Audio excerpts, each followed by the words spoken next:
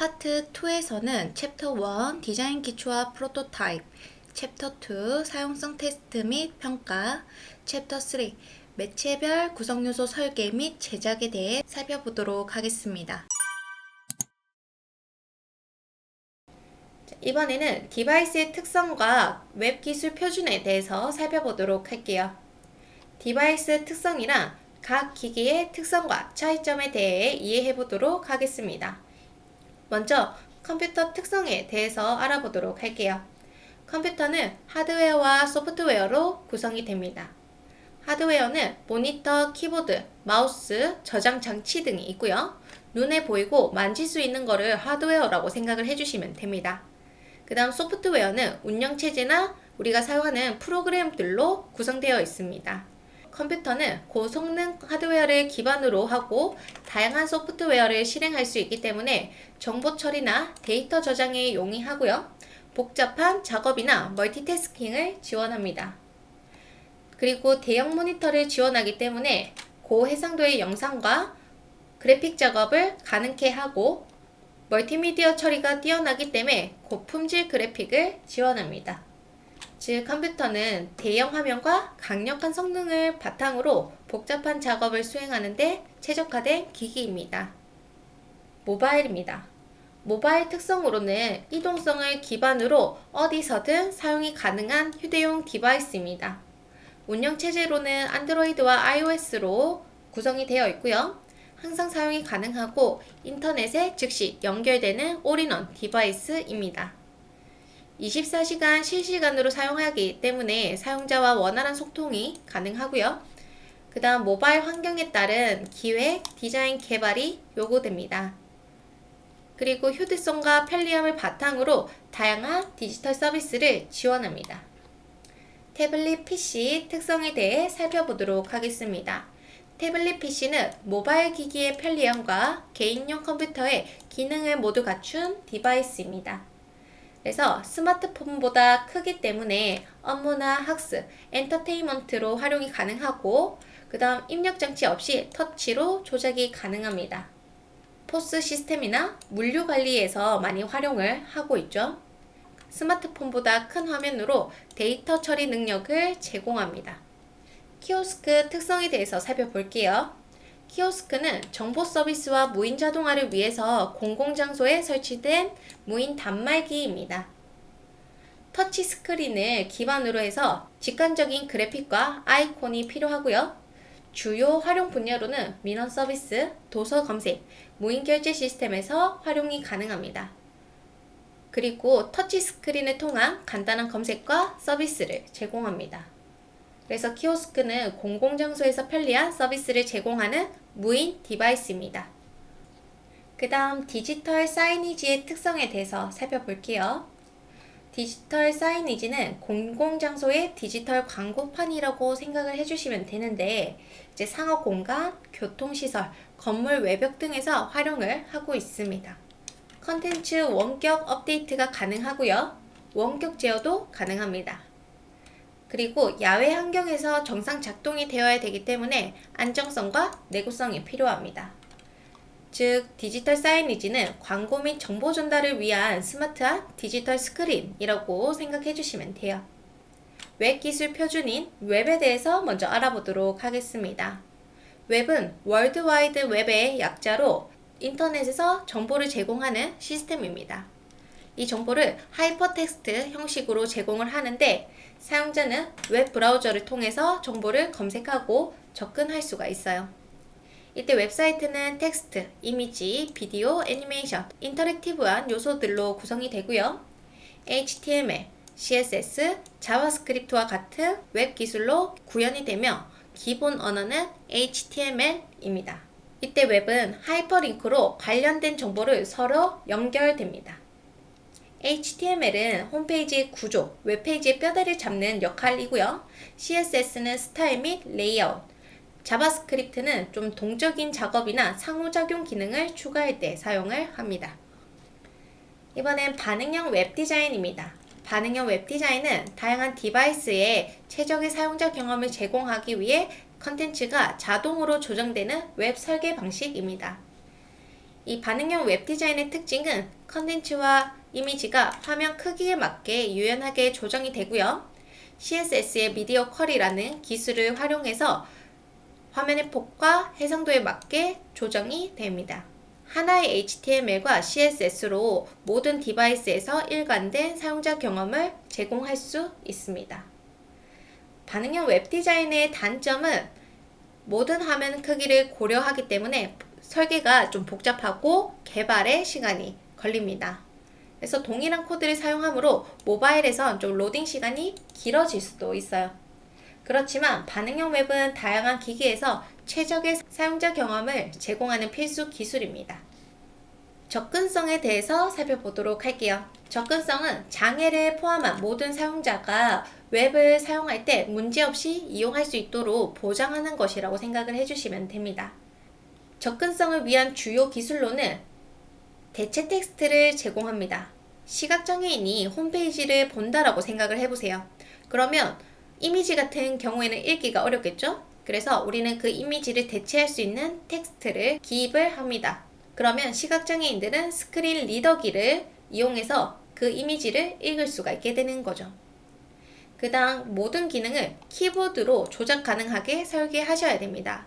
만약 마우스를 이용할 수 없다, 내가 손이 불편하다 했을 때 이때 우리가 사용할 수 있는 방법은 키보드밖에 없겠죠. 그래서 키보드로 우리가 마우스를 가져다 대지 않더라도 키보드로 모든 기능을 조작할 수 있어야 됩니다. 그리고 색상 대비를 조정해 주셔야 돼요. 약간 색상을 보기가 어려우신 분들 있죠? 텍스트와 배경의 색상 대비를 높여서 가독성을 개선하고요. 그 다음 청각장애인을 위해서 동영상과 오디오 자막을 제공해야 됩니다.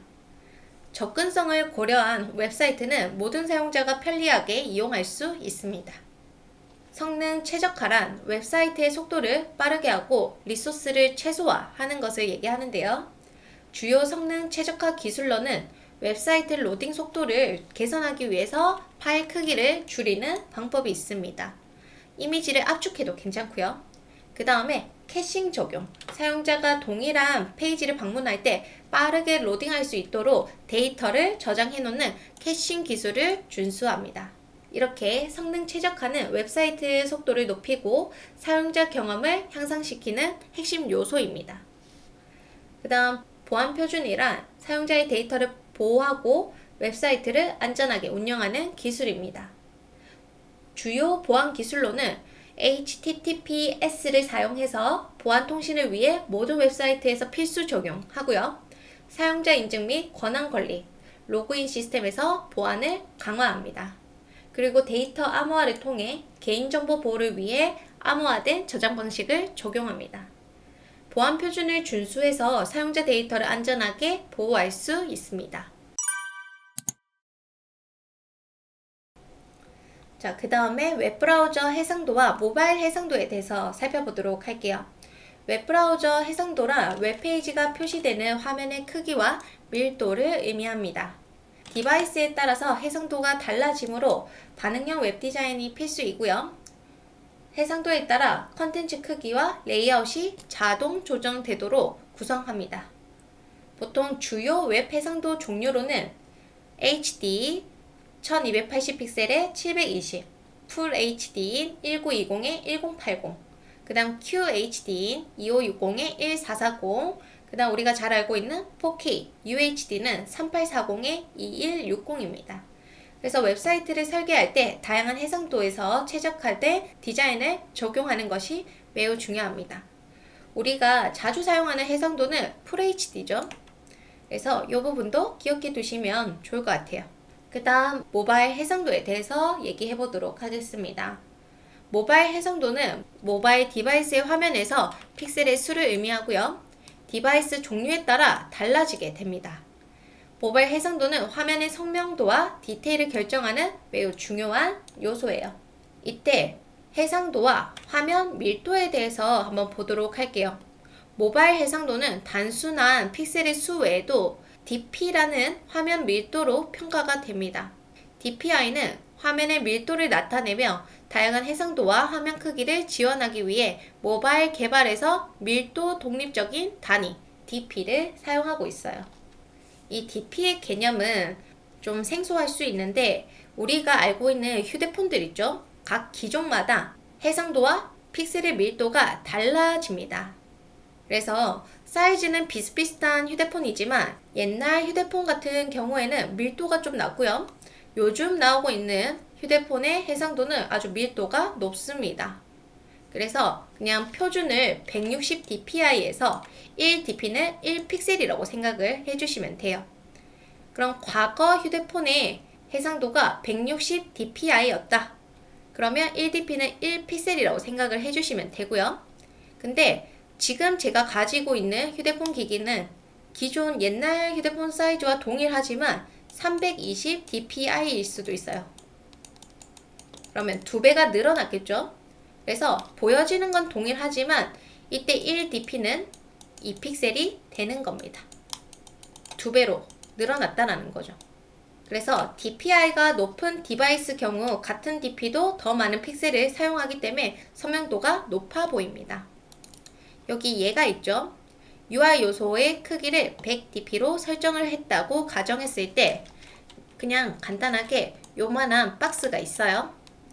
이게 100dp입니다. 100dp. 근데 160dpi에서는 이 100dp가 100픽셀로 보일 거고요. 320dpi의 디바이스에서는 실질적으로 100dp처럼 보이긴 하지만 밀도가 2배 더 높다라는 거예요. 그러면 실제 픽셀은 100픽셀이 아니라 200픽셀이 되어서 사이즈는 동일해 보이지만 더 많은 픽셀을 사용해서 선명하게 표시되고 있다라는 겁니다. 이게 DP의 개념이라고 생각을 해주시면 돼요. 그냥 단순히 한두 개만 있으면 좋을 것 같지만 안드로이드 해상도에서는 스마트폰의 제조사와 단말기 특징에 따라 화면 크기와 해상도가 달라집니다. 안드로이드 애플리케이션은 해상도를 구분하여 제작해야 하지만 대표 모델과 해상도를 정해서 처음에 제작하는 것이 효율적입니다. 보통 160dpi 중해상도를 기준을 잡고요. 그 다음 최신 휴대폰일수록 DPI가 올라가게 됩니다. 매우 초고해상도 같은 경우에는 이 해상도 등급을 XXX HDPI라고 부르죠. 그래서 이 DPI와 DP 개념을 잘 이해하면은 다양한 디바이스에서도 일관된 UX를 제공할 수 있습니다. 그 다음 웹표준에 대해서 살펴보도록 할게요. 웹표준은 모든 기기와 브라우저에서 일관되게 동작하도록 정의된 표준 규격이라고 생각을 해주시면 됩니다. 이때 웹표준은 W3C에서 국제표준화 기관이 개발 및 관리를 하고 있고요.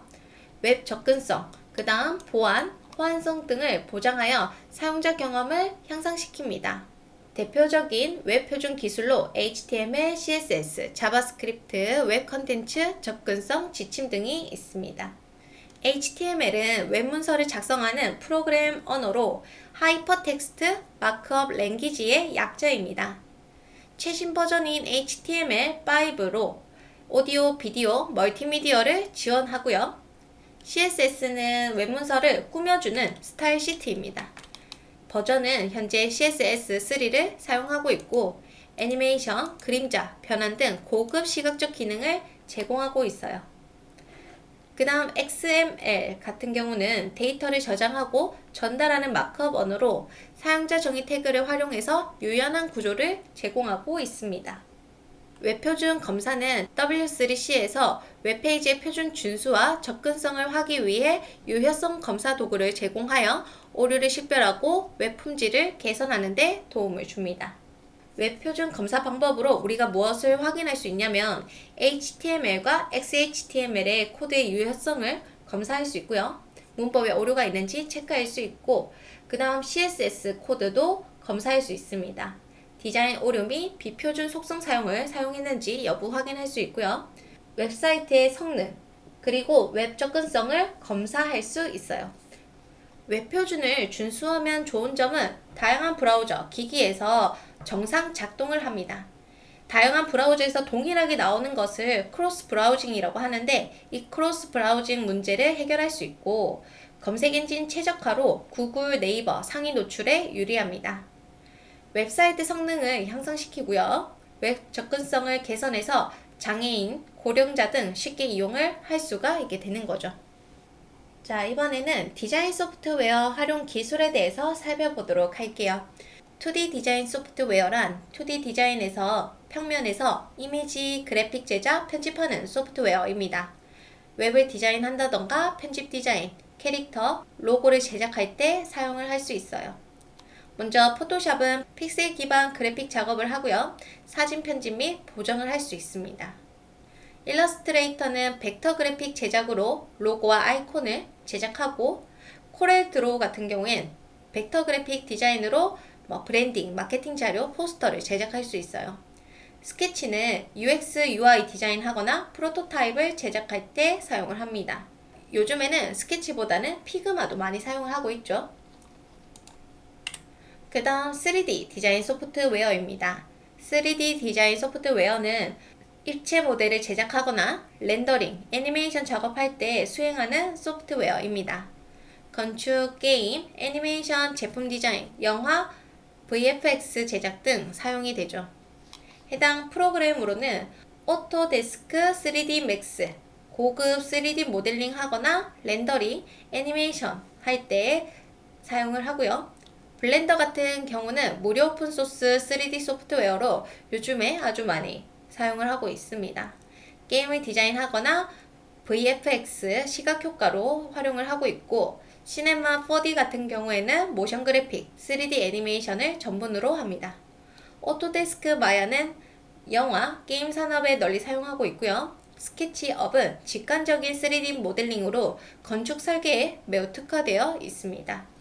그래서 2D는 평면적 그래픽 작업, 3D는 입체적 모델링 애니메이션 작업에서 사용할 수 있기 때문에 프로젝트 성격에 따라서 적절한 소프트웨어를 선택해 주셔야 돼요.